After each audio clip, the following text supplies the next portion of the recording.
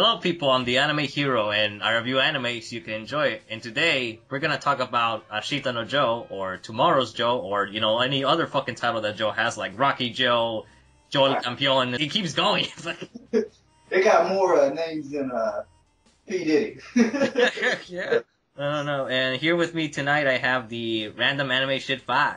Yes, sir. Yeah, the guy that got me into the show, telling me, telling the world that what people need to watch. That's right. This is one of the shows I've been harping on for as long as I can remember. As soon as I watched it, I started my own campaign to get the YouTube anime community to watch this one. The campaign, man. It's like, yeah. Dude, it's like the political elections, man. Like, people must watch this show. Nobody voted for me, though. So. Ashita no Joe begins with this wanderer named Joe Yabuki, who's basically comes across these slums, and then there's this old guy, former boxer turned coach, is like, hey kid, I want to train you. You and I, we can make our tomorrow, we can make money. And that coach was Dante. Basically, the relationship starts off pretty rough, but as the series goes on, Joe goes to juvie, then he meets his rival, Toro Rikishi, gets his ass handed to him by that guy, and then from that point onwards decides, I want to be a boxer, just so I can kick his ass. But then it just becomes so much better. Like, you see how sports changed Joe's perspective on life entirely. He became a better person. Yeah, I mean, that right there, it spawns one of the best rivalries in almost all of anime and manga that I've seen. I mean, it's just a great rivalry. Hey, man. Toro Rikishi, he could have a show for himself. Let's put it that way. Oh, yeah, he's pretty great. And if you've checked out Treasure Island, he looks just like Long John Silver. Hell yeah. That's like the whole point of watching the show at first, like, it looks like Rikishi. Sold! Dead copy. I'm not sure which series came first. Well, I'm sure Joe probably came first. Yeah, Joe was first. How did you come across the show in the first place? Well, Hajime no Ippo boxing series is probably my second favorite anime. So once I finished watching that one, I did Google searches for other boxing series, hoping I could find something else like it. Mm-hmm. I found Ashita no Joe, and it was so old, I just put it off for a long time. And then when I finally started watching it, I was really amazed at how it stood the test of time. The music stands the test of time, man. Oh, the music, that whistle is, Yeah, like... the whistle, man. Goddamn, the show was from 1970, man. What year are we in, 2014? Like, that music still exists now. It's got lasting power. It's just a strong story. That's just a strong story. And for whatever reason, just about any comedy series makes a parody of Joe at some point. Oh, man, in everything I watch, there's a parody. Even the one I just watched, the Nodame Katapel, the one about music, Ashita no Joe parody. Oh my god. and I fell out on the floor laughing.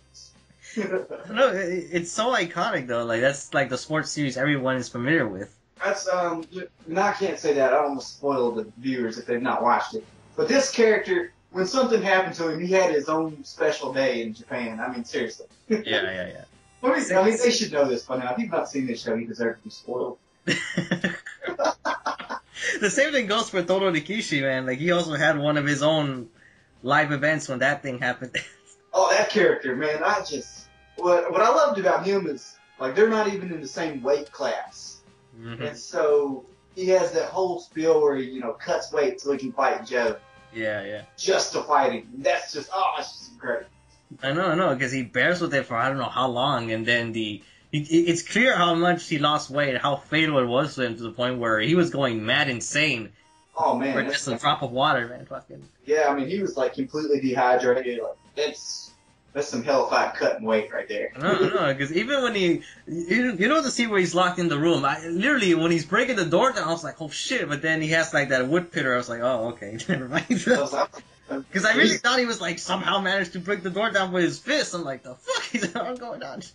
Man, I don't know. By the time he emerges for the fight, he's just, like, his eyes are sunk in. He just looks, crazy, man. He's a mess.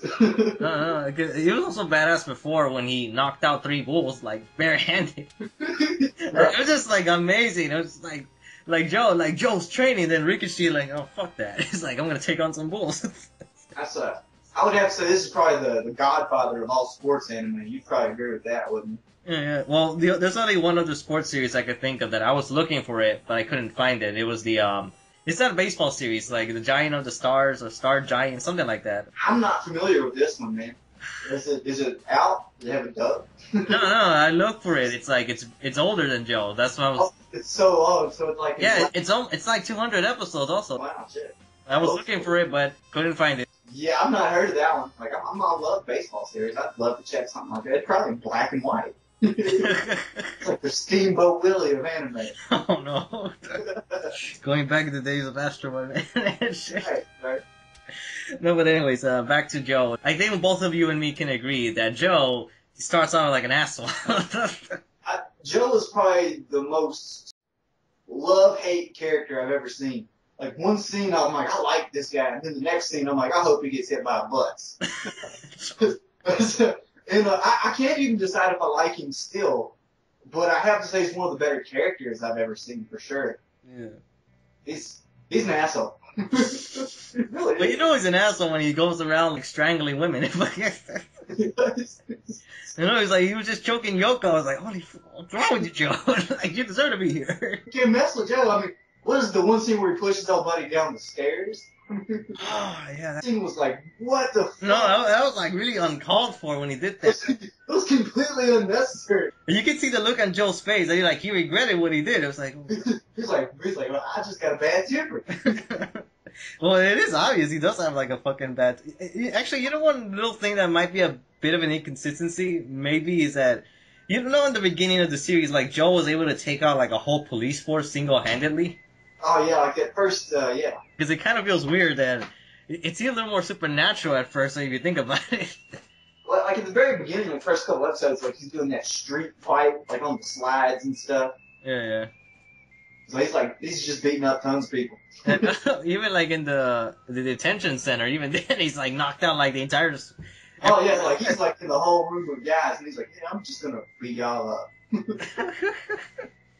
I was thinking another place for his temper is when he takes his when he's trying to make his pro debut and he goes to get his license. Oh, that shit was so boss though. Oh, but he just like jumps out of the ring beating the dude up. I know, he went after them. He even says at the end, "I think I killed him." It's like, what's your? It's like, man, he did not take losing well. He was like, I'm winning. Then a month later, he finally gets the license. Because what I loved about that is at first that guy was like, hey, just talking shit to him, and then he just whooped his ass. That's like, and it went like way past boxing. He quit boxing and just beat the shit out of it. One thing I always wonder, whatever happens to the guy afterwards, did he like get traumatized for the rest of his life, get paralyzed, or just like, yeah, I fought Joe. He got a broke jaw like Wolf. Well, actually, speaking of Wolf, I thought it was really boss how he was how he attempted to get like an official how to try to get his license officially with that scheme of him, like. Oh yeah, he kind of like tricked him into fighting him. Yeah, and then it just showed like everybody like, oh, this guy knocked out Wolf. Like, fuck it. Like, we need to give him a license. Join him officially. Yeah, because even there, he's just like being all like sly and shit. I mean, he had that strategy with him. Yeah, he always had them brains though whenever it came to like scamming people. Oh yeah, I mean from the very beginning of the series, you know, he's such a scammer. He goes to jail. So, you know, it's hardcore. It's just one of those series. It's like such a classic show. Whether you want to check out the anime, the manga, whatever, I just think it's one of the things you need to check out if you're a big time anime fan. Yeah. It's really a well written show. The show gives you the tons of feels like every now and then. There's multiple times when I was watching it, I was like, oh man. And then by the time you get to the end of it, I was like, oh god. By that time, you'll be like, looking for that song. Okay, what's that song? Okay, here we go. I remember. Joe. I don't know, that ending scene of Ashita no Joe's probably might be the most iconic moment. Yeah, for whatever reason, every single series that parodies it, they always parody the most spoilerish scene. It's like, you know, and the worst thing is, all those series that parody it, most people don't know what the hell it is. Yeah, no one knows. Like, you know, especially in but what it is, it's all the people that are writing series now absolutely love Ashita no Joe because they know it's great. Even Gintama is like done it three separate occasions when they do that parody. I know Kintama's done it. Which one? Bakates does it. The story, I feel that Joe was being portrayed like some sort of death figure. For example, take Wolf. He got a broken jaw, had to retire from boxing. Then that guy Leon. I don't know. Like they really play up the injuries in Ashita no Joe. I mean, the stakes are high in these fights. Like, Ippo, they have like the greatest fight scenes ever. Nobody gets a couple stitches, maybe a little punch drunk, but he don't die. In some characters from Ippo, like the one that always got to me, like in terms of struggles, was Date. Yeah. Joe's case, it's a little more similar to real boxing. If things go bad, you're screwed. Fucking gang fights and Yakuza at some point. Yeah, there are. It's just blended so well together between the story, the characters, the music, the animation, the still frame shots. Oh god, I could gush over that guy's artwork forever. I love those still frame shots. Just Something dramatic's happening. Boom, still shot. That's right. Boom. And then I could just go on talking about all of his series that you need to watch too, but I'll save that for another day. The hard thing about Joe for people getting into it is it's a long series and it's got that older animation. I know, because the 70s version, it's very, it's rough. But that's something that fascinates me. It's rough, but when they're fighting, though, it looks very fucking gritty. Animation holds up well. I mean, for the 70s, the fight scenes, it really looks good. There are times, man, where the fights look scary, man. Some of the kids in the series, though, when they were first introduced, I was like, holy shit.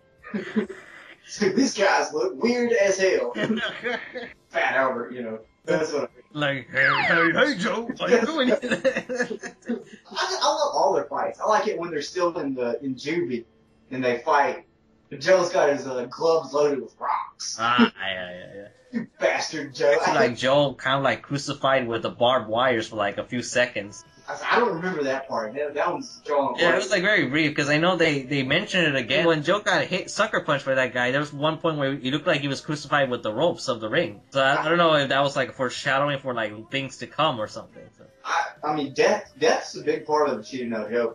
There's so many good songs in that series. The opening to the closing themes. The initial opening of the original is maybe one of the few openings I watch almost every time I watch an episode. Yeah, I don't skip. Yeah, it was just too good to skip. I think it takes a lot to be ready to watch Joe. If you're a newer or younger fan, you got to commit yourself to watching 10 episodes of it before you can.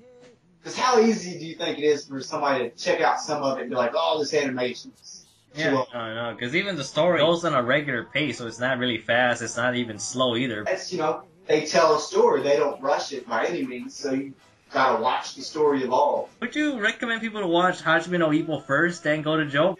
I would say watch Ippo first, get a feel for it, and then if you want to watch something similar, but a lot better from a grading standpoint, watch Ashita no Joe. I love Hajime no Ippo. I like it more than Ashita no Joe.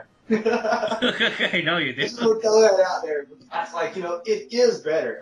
Because it needs more attention because no one watches Joe. No, I mean, if you watch it, you can't say Hajime no Ippo is better. You can say you like it more, but you can't say, from a grading standpoint that it's better, because it's not. Anyways, final wording is that Ashita no Joe is great. It needs to be licensed at some point. It needs to be released. It'd be a miracle if it somehow got a dub. Never gonna happen. If you consider yourself a big-time anime fan and you want to make the investment to watch something that's a little bit long, as some older animation, but you want to be rewarded for it, watch Ashita no Joe. You can't go wrong.